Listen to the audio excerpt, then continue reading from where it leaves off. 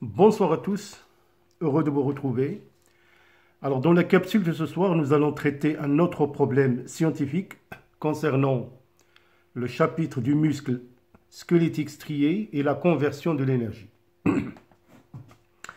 Alors, comme vous le savez maintenant, je vais vous lire l'énoncé du problème. Je vous laisse le temps de le relire avant de passer à la résolution.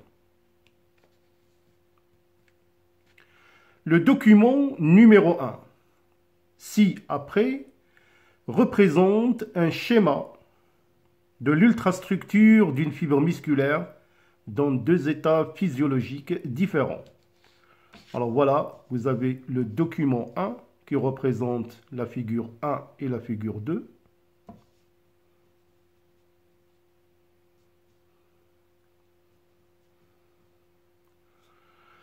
Alors la question numéro 1, légender le document numéro 1.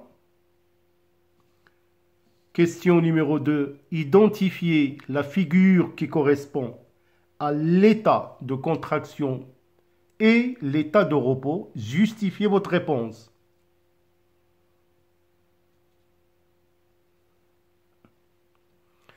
L'ATP est considéré la source unique énergétique utilisée directement par les fibres musculaires.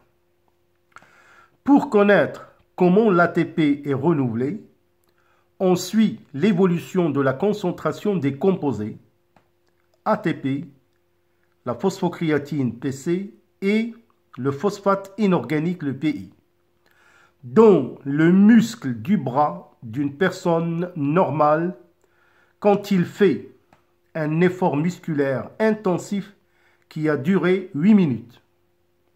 Le document 2 représente les résultats obtenus. L'amplitude des ondes est proportionnelle à la concentration des composés ATP, phosphocréatine et phosphate inorganique. Alors donc voilà le document 2.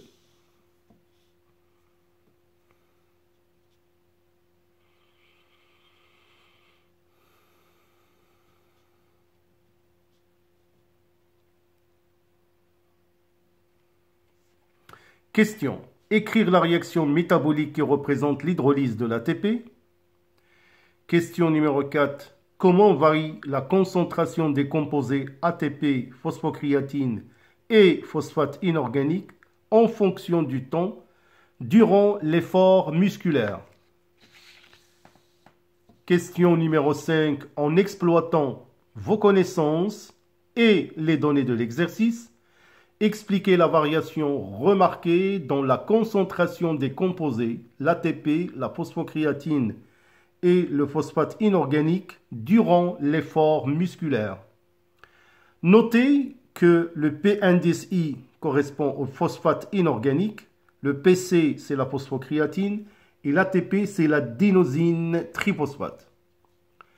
Alors comme je vous ai dit, donc il faut relire l'énoncé du problème, le lire attentivement et bien évidemment essayer avant de voir la résolution.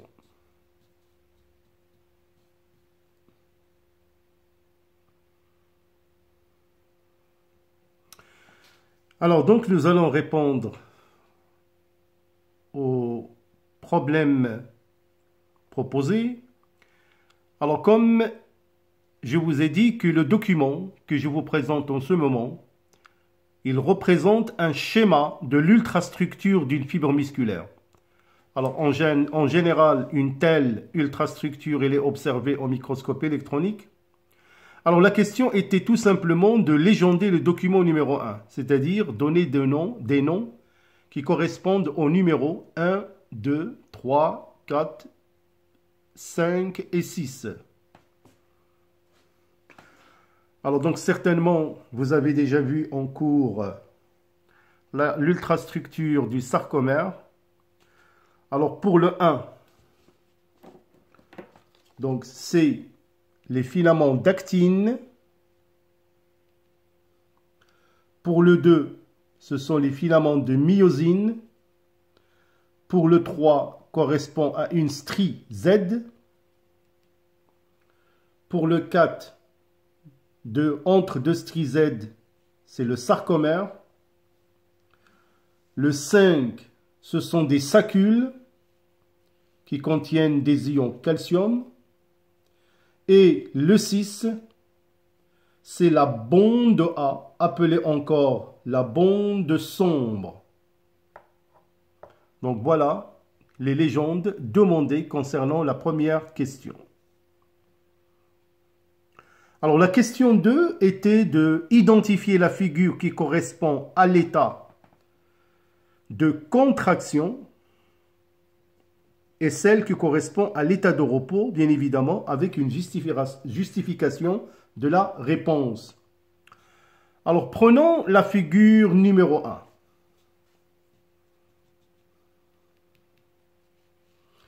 Alors qu'est-ce qu'on remarque? On remarque bien évidemment que le sarcomère, il est contracté. Alors comment on peut justifier ça? On remarque que la bonde H, il est rétréci. Il a rétréci, donc le rétrécissement de la bande H. Alors remarquez ici, là, la bande H, sa largeur. Donc là, il a rétréci, ce qui montre déjà comme indice que le sarcomère est contracté. Bien évidemment, la figure 2 correspond à un sarcomère au repos. Bien évidemment, il suffit de voir donc la largeur de la bande H. Donc, on peut déjà conclure, donc ça c'est un supplément, que lors de la contraction du sarcomère, on assiste à un rétrécissement de la bande H. Et bien évidemment, il y a aussi le rétrécissement de la bande claire qui contient les filaments d'actine. Par contre, la bande sombre ou la bande A reste inchangée. Donc ça, c'est juste un supplément d'information.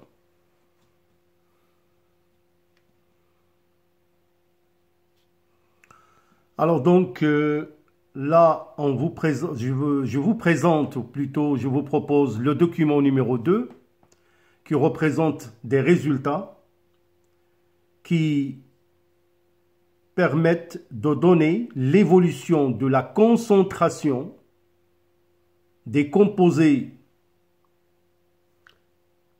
Alors, l'ATP, le phosphocréatine et pardon, là c'est le phosphate inorganique et la phosphocréatine,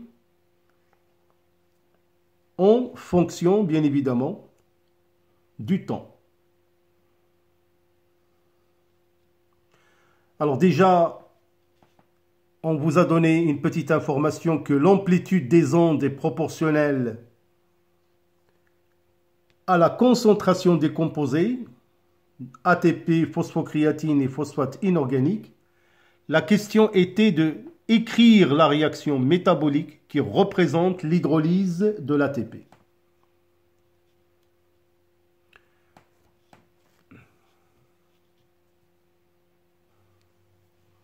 Alors donc voilà la réaction qui représente l'hydrolyse de l'ATP. Donc ATP plus de l'eau en présence bien évidemment d'enzymes l'ATPase qui va donner de l'ADP plus le PI plus énergie. Alors pour la question numéro 4, comment varie la concentration des composés ATP, phosphocréatine et phosphate inorganique en fonction du temps durant l'effort musculaire? Alors on peut parfaitement dire que lors de l'effort musculaire, la concentration de l'ATP, donc depuis l'instant T0, l'instant 75 secondes et 225 secondes et depuis 8 minutes, Alors, qu'est-ce qu'on remarque? On remarque déjà que lors de l'effort musculaire, la concentration de l'ATP reste constante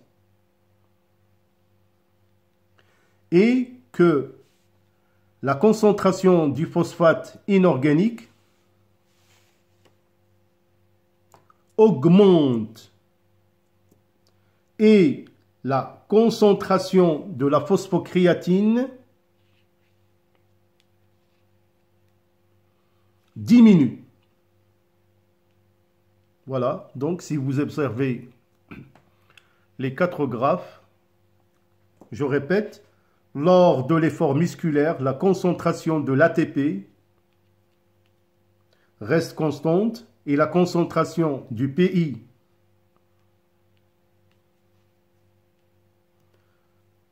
donc augmente et la concentration de la phosphocréatine diminue.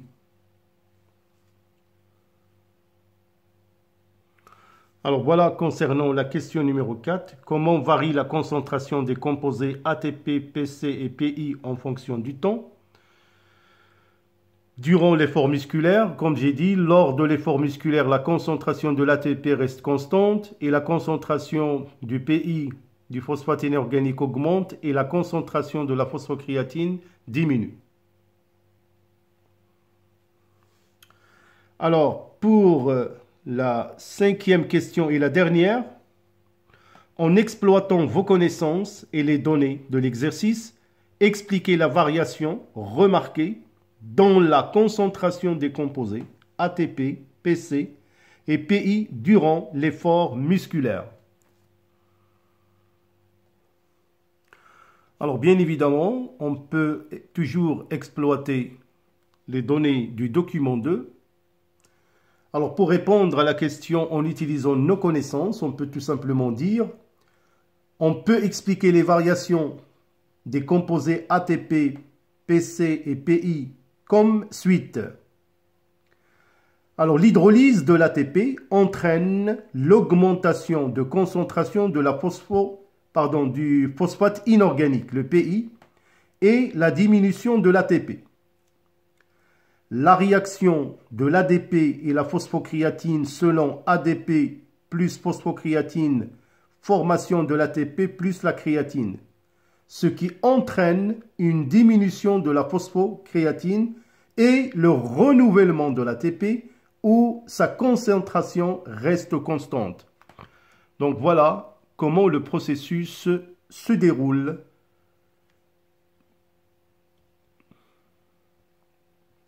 Alors donc voilà la réponse proposée pour la question numéro 5. Comme j'ai dit, on peut expliquer la variation des composés l'ATP, la phosphocréatine et le phosphate inorganique comme suite.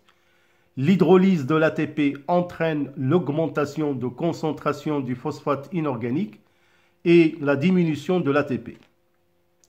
La réaction de l'ADP et la phosphocréatine, c'est la déphosphorylation de la phosphocréatine selon la réaction suivante. L'ADP plus la PC donne l'ATP plus la créatine, ce qui entraîne une diminution de la phosphocréatine et le renouvellement de l'ATP où sa concentration reste constante. Alors voilà, mes chers élèves. Alors donc, comme j'ai dit, donc j'espère qu'avec cet exercice, vous allez aussi développer vos compétences. C'est comme ça qu'il faut vraiment interpréter des représentations schématiques ou graphiques. Il faut vraiment, comme j'ai dit, exploiter au maximum les données proposées pour mieux répondre. Alors, je vous souhaite, comme toujours, une bonne continuation. Encouragez davantage votre chaîne, il vous donnera le plus que vous méritez. Portez-vous bien, bonne soirée et à bientôt.